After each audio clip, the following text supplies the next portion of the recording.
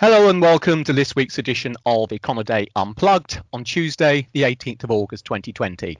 Mark Pender is across the pond stateside and I'm Jeremy Hawkins here in London. The UK last week joined the ever-expanding list of countries officially in technical recession. So that leaves Canada as the only member of a G7 bloc of industrialised nations to have avoided the big R. But that's only because its second quarter GDP report is not due until the 28th of August, as this will inevitably also show a second consecutive and record contraction in total output. All of which will make for the first G7 recession since the third quarter of 2008. At that time, the bloc's GDP declined a relatively mild 4.9% over 3 quarters. This time around, the downturn may be a little shorter, but it will still probably be almost 3 times as steep. And COVID-19 isn't just messing around with the global economy, it's also interfering with politics. And just yesterday, the New Zealand government announced that it would delay its general elections due on the 19th of September for a month due to safety concerns. And talking of elections, the US presidential vote is rapidly approaching. So, Mark, which side do you think the latest economic statistics are favouring? Wow. Favoring. We don't make it too easy for you. That's a difficult question. Well, let's just break down, and maybe you can help me answer that question. The U.S. economy, let's start off with the labor market. There's still super elevated levels of unemployment claims. They did come down under 1 million, but that's 5 times what it was before the virus. And continuing claims are in the 15 million range, and that's versus about just over 1 million. Going into the troubles. Even though we've had growth in employment like we saw in July, as far as people entering the workforce again, that improvement has slowed. Now, demographically or by income, the group that is most being affected by unemployment in the U.S. are the lower income group by far. The higher income group is doing very well, and that's been underscored just this morning with housing starts and permits. I mean, permits already have fully recovered. Starts have just about recovered. Home builders in yesterday's housing market index have, record levels of enthusiasm, and this is due to low mortgage rates, high levels of employment among higher wage groups, and of course the stock market rally. Now, these factors are much less of a plus for the lower income. Now, how that breaks down between Democrats and Republicans now is a difficult question. Traditionally, of course, the Republicans are the business party, and the Democrats are the Labor Party, as it were. But that has changed, and that's in flux. So I'm going to have to dodge that question. Right, Jeremy. Let me try and sort of put a broad umbrella about this. Okay. I suppose it's kind of where I'm coming from. I suppose the big question is, I guess, it's this case of levels versus changes, isn't it? So is it the case? I mean, you could do it from, I suppose, from a political standpoint, or indeed an investor standpoint. What's more important? Is it more important the fact that we are now starting to get some fairly decent, large percentage changes in the economic numbers that you want to see growing? Or is it more important that despite the fact we've had some decent growth rates, we still see sizable shortfalls versus where we were back in February time? So, I mean, if you look at the employment data your side, you've had some shocking great increase in payrolls. But you're still talking, I don't know what the number is, but you're talking about a level of employment which is well below where it was before, and unemployment much higher. So is it the level that matters or the change? How's the media selling it over there? I think the general media, I don't want to get down on them too much, but I think they grab whatever hook that they can. and the something like a gargantuan monthly change would allow them to overstate, the beginning, the headlines, and the leads to their stories, Right. and kind of sensationalize it. I'm not sure really how much of an influence that has on the general public. I have always been surprised over the years that the general public does seem to respond to the employment report and does seem to project its own or create its own or establish its own assessment and outlook for the economy based on that labor market report, which in turn is delivered mostly by the media. But so let's look at consumer sentiment as a possible Right. gauge Yeah, that's to an issue.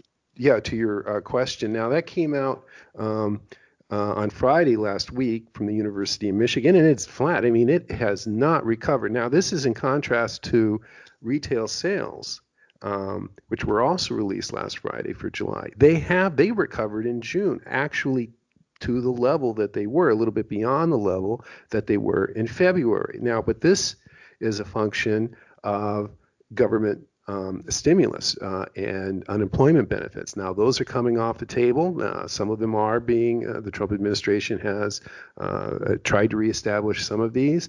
But if these do go off the table, the lower income folks are going to be, increasingly unsettled in the months ahead. So, but whether or not that favors the Republicans in today's demographics or the Democrats, I can't say. But we were also talking about levels of industrial production. U.S. industrial production was also released Friday, and unlike retail sales, it has not come back to its just about 10% below where it was in February, and that's a function in part of the export markets, which have not bounced back, and so. Are these? Where is the U.S. economy? It's kind of in limbo, certainly without these new stimulus measures.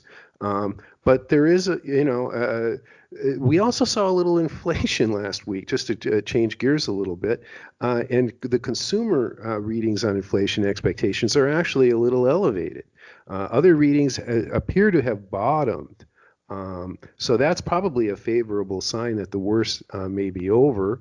And for the Federal Reserve, I'm not sure where they're standing. They're at maximum stimulus, and they're going to need to see, inflation aside, they're going to need to see an improvement in employment. But perhaps how the infection unfolds here in the U.S., it's slowed over the last week or two. And if it continues to slow and the U.S. production and consumption learn to deal with the social distancing and those requirements that are necessary to keep the virus low, the economy could pick up in a more significant or predictable way. But that is a little bit up in the air right now, of course. But I was just getting back to the housing market. If you own a house, you're looking pretty good right now. The value of your home is going up. There's strong demand. Never really seen such strong demand in the new home market. Not since the subprime bubble collapse a dozen years ago. So it's a mixed picture. And how the economy plays in the election, whether it will be highlighted as the chief, however important it is, it may not be the most critical element behind the election. So I'm going to have to, like I said, I'm going to have to step back on that. Fair enough. Not an easy one to answer. It's interesting. It's interesting about the housing market, your side bouncing back. We've seen some early indications of that in Europe, particularly in the UK as well, where we've had some fairly sharp increases in house prices. And even the Bank of England, in their last monetary policy report, were kind of intimating that they see the level of activity in UK housing now being almost back to where it was prior to the lockdown. And that's also, of course, true of retail sales, both in the UK and the Eurozone. But similar, as you mentioned, it's kind of still the production side which is lagging. So we had from Eurozone, we had the June industrial production figures last week. Again, a month-on-month figure which looks really healthy because it was up 9.1%, and that was after 12.3% last time. But that was still a little bit less than expected, and crucially, this goes back to this levels argument again.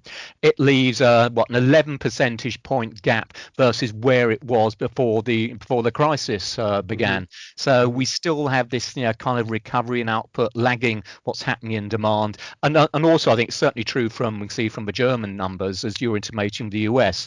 Part of the whole there really is due to just the slow recovery we're seeing at the moment in terms of the export markets, and most of those, particularly for Europe, have got a long way to go. But there haven't been any political ramifications yet in Europe that we can identify, have we? That's favoring one side, the right or the left, on how Europe is dealing with the virus?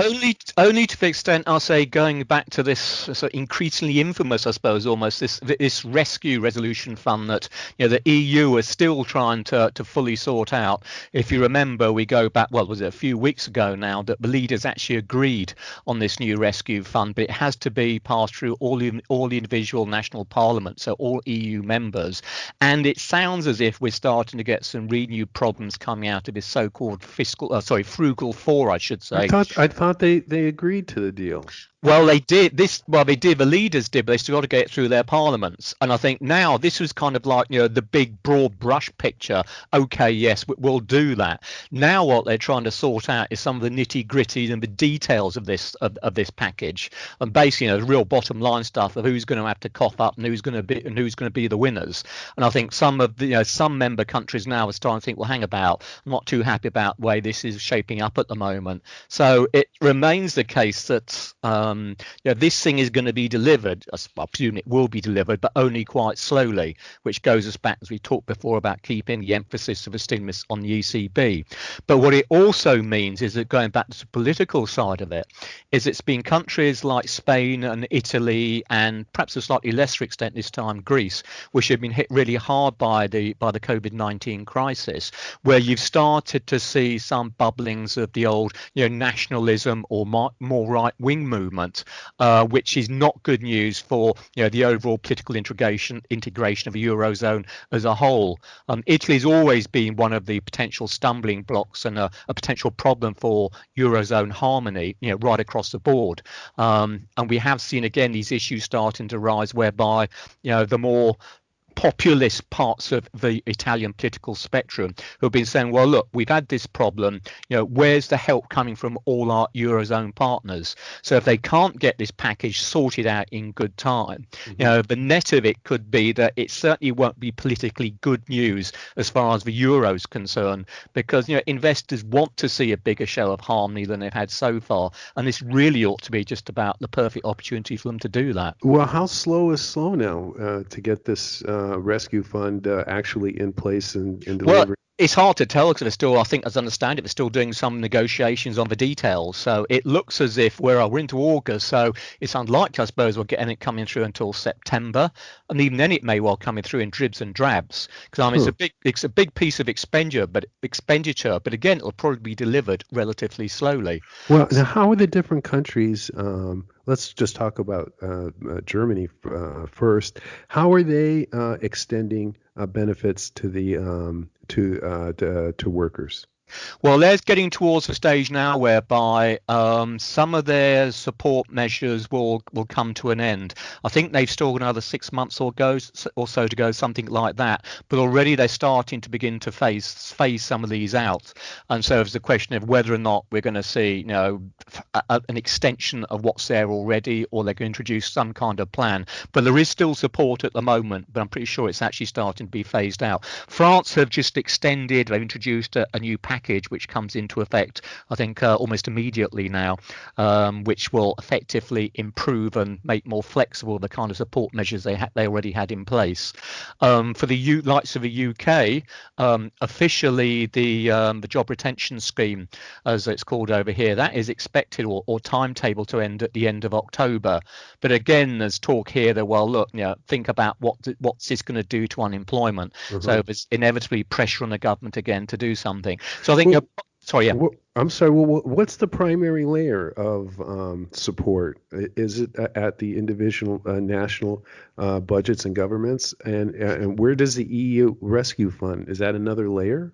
Well, the EU Rescue Fund will come out of the overall EU budget into which the various members pay. But yes, because this process has taken so long, by far and away the main support for the European nations during the recovery process has come from the individual nations themselves. So Germany, which essentially just ended its debt brake, which prevents its budget deficit from going much above 1% or so, it jettisoned that months ago now, and the growth and stability pact laid down by the EU Commission, which puts an overall limit on the public sector deficit, or the budget deficit, I should say, for the Eurozone of 3%. That was also jettisoned, and it's really allowed individual nations to go out and just borrow and spend willy-nilly. So the numbers in Germany are talking about a huge fiscal stimulus, which has gone through there of, off the top of my head, it's 15% plus of GDP. It might even be more than that.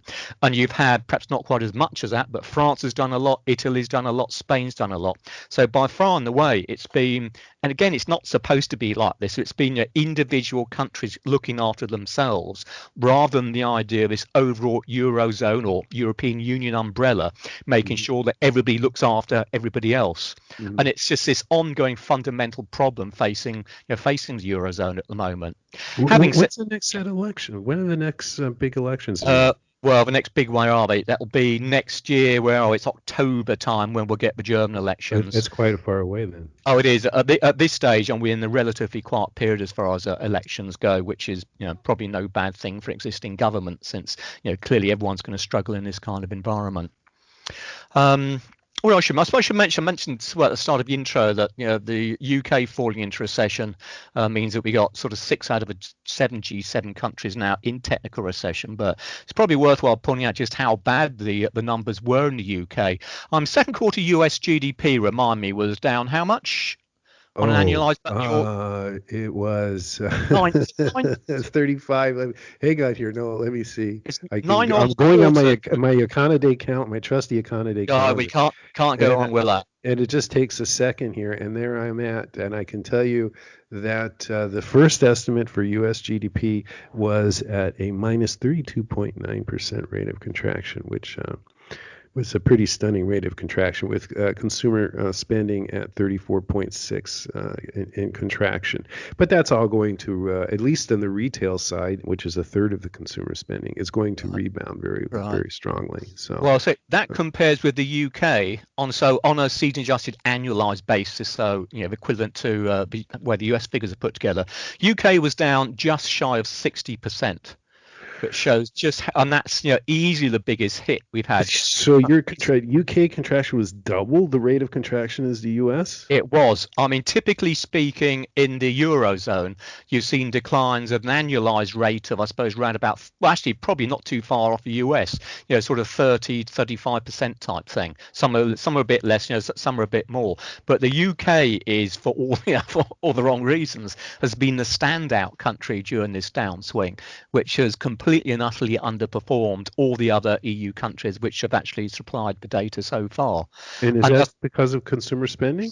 Well, yeah, consumer spending was absolutely down the tubes, but there's been a lot of question marks as to why should the UK have underperformed so far. And I think, to be honest, at this stage, and of course it's got to be said that all these numbers are very tentative because the revisions going about here, there, and everywhere currently. But as they stand, it does seem that, compared to, I don't know so much your side, but compared to the rest of the Eurozone, the service sector, which was completely clobbered right across Europe, was shut down. No one was allowed to go to shops anymore, all this sort of stuff. All the service side went down the proverbial pan. That's about 80% of a UK economy. Whereas in the likes of a Eurozone on average, it's around about 73% or so. So some of the factories were continuing to work. So we didn't see industrial production being hit as hard and so on. So that would sort of lend itself towards a steeper hit in the UK. But I think there's a sense that perhaps the measures introduced to combat the virus in the UK were too slow actually being brought in, which has meant that probably when they were brought in, they had to be more complete, lasted longer, and so it's led to a steeper downturn. I mean, at this stage, guys, we really don't know, but it's quite interesting that the UK has performed so badly. And I suppose one of the key questions about this is, as you say, you're starting to get good numbers coming through for May and for June, and that's true, I think, of pretty well wherever you look now. But it's things like when you look at UK investment, quarter on quarter, so this is an annualized, just a straight European style quarter on quarter, business investment in the UK fell over 31% in the second quarter. Now, the question mark is how much of that is going to be made back, because it's the investment side which really determines what the long-term productive outlook is going to be. And if that's not going to be made back, then necessarily the UK simply will not be growing as quickly in the future as it would have done without the impact of the virus. Mm-hmm. So it's going to be interesting to see what happens as we go forward. What else I should mention from the UK side? Well, really, it's just, I suppose, the good old Brexit talks, which resume this week, but don't hold your breath. It looks as there's still plenty of brinkmanship going on there. And in terms of the numbers, it's really quite a quiet period for European data in general. But, of course, we will get the PMI figures, or flash PMI figures, I should mention, for August. They're due out on Friday. They're expected to show we've got a headline composite output index for the Eurozone at 54.7. That'd be just, effectively unchanged from the final 54.8 reading we had in July. But, taken at face value, in normal times, that would look a decent figure.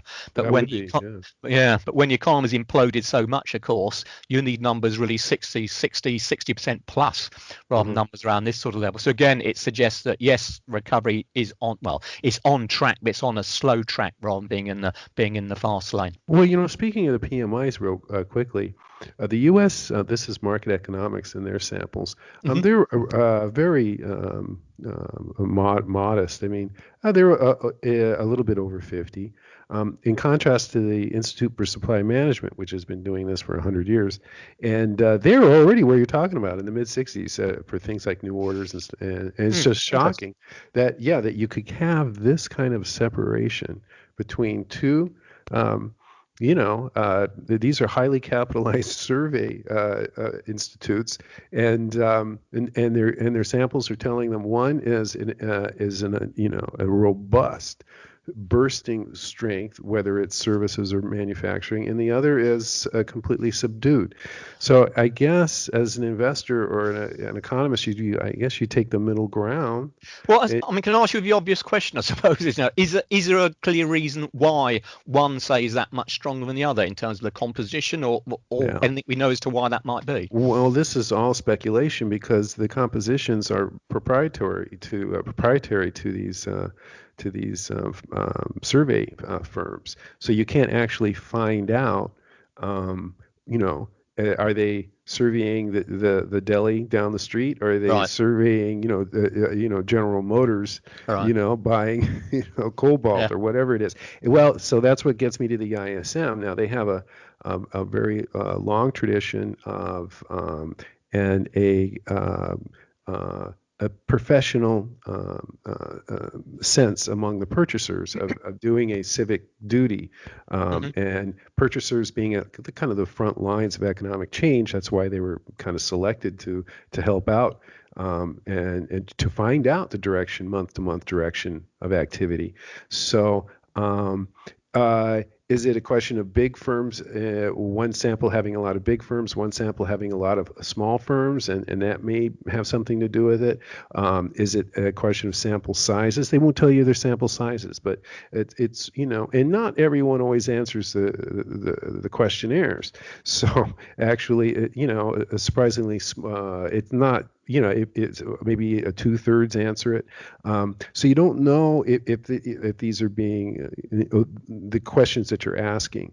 But if you take the idea that everyone is in the same boat, even the deli and GM, we're all basically in the same boat.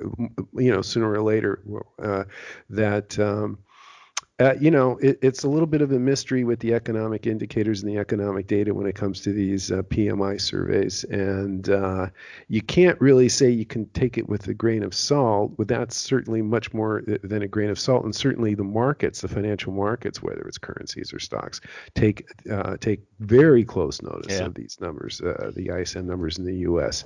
So, that's why I say you probably should split the difference. But we also had another survey this yesterday, the Empire State Survey, and this is produced by the New York Fed. This asks a question of roughly 100, not necessarily purchasers, but also CEOs and people in the know.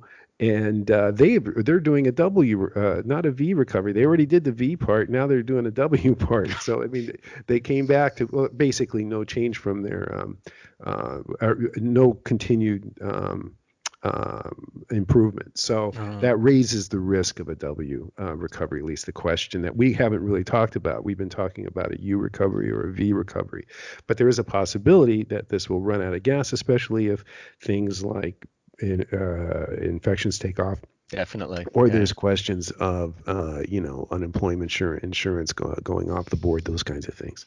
You pays your money, you takes your choice. Okay, I guess we should see about rounding this off. Since we've been chatting for a bit of a while, I should quickly mention the context of recession. Japan, their second quarter GDP numbers came out as well. That was down 7.8% on a quarter-on-quarter basis, or what's that, almost minus 28% on an annualized rate. That was their third consecutive decline. So, I mean, Japan was already in technical recession in the first place. And also of note, sometimes regarded as being sort of the leading indicators of the central banking world. The Reserve Bank of New Zealand last Tuesday, they announced no change in their official cash rate at 0.25%, which was in line with market expectations. But in contrast to the call for no change on quantitative easing, they raised the ceiling there from 60 billion New Zealand dollars up to 100 billion. And at least from a market perspective, as important that, they indicated that preparing a package which would include negative interest rates as well as a new funding for lending program if things start to turn sour again. So potentially at least it could be we could be seeing interest rates in New Zealand joining the club of countries where rates are already sub-zero. Okay, then, so that's it for this week. I guess low, if not negative, interest rates typically remains the order of the day. But I did notice that if you fancy something offering a rather higher rate of return, you could always try the Democratic Republic of Congo, where the central bank has just raised its benchmark rate from 7.5% to fully 18.5%. Get it while you can. From Mark and myself, thanks as always for listening. Please do tune in next time. And meanwhile, keep up to date with all the key market moving data and events in Econoday's global economic calendar. Stay safe. Bye for now.